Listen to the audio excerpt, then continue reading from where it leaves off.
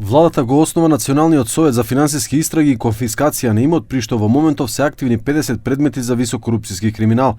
Представниците на извршната власт истакнаа дека за оваа борба да биде успешна потребно е зајакнување на судството и обвинителството во институционален аспект, како независни и неселективни.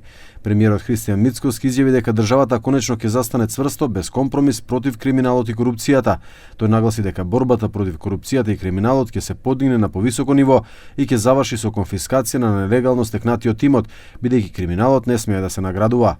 Ова влада ја започна борбата против криминалот и корупцијата не со декларации, туку со дела. Во моментот, повеќе од 50 предмети за висока корупција се во постапка, случаи кои со години биле заткриени, одложувани или игнорирани. Но ова не е крај, туку почеток. Очекуваме отварање на нови случаи, темелни истраги и резултати што ќе вратат довербата на граѓаните во државата и во институциите.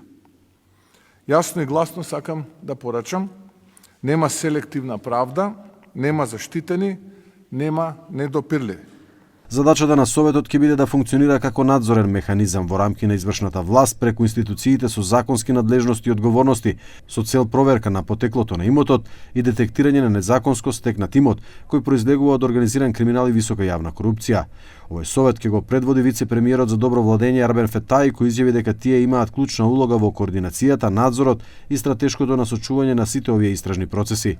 Janë hedhur themelët e duhura, por faza e ardhshme kërkon vullnet politik, më tepër investime financiare dhe më shumë koordinim. Dhe pikrisht për këtë arsye është krijuar ky këshill.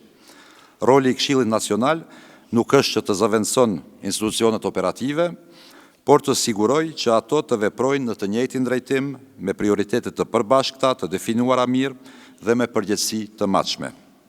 Ky Këshill Nacional ka një përgjegjësi teje të rëndësishme të siguron mbështetje të fortë politike si dhe llogaridhënie. Формирањето на овој совет беше почнато во септември 2025 со одлука на владата со цел утврдување на политичката насока и воспоставување меѓуинституционална соработка таму каде што спроведувањето било фрагментирано.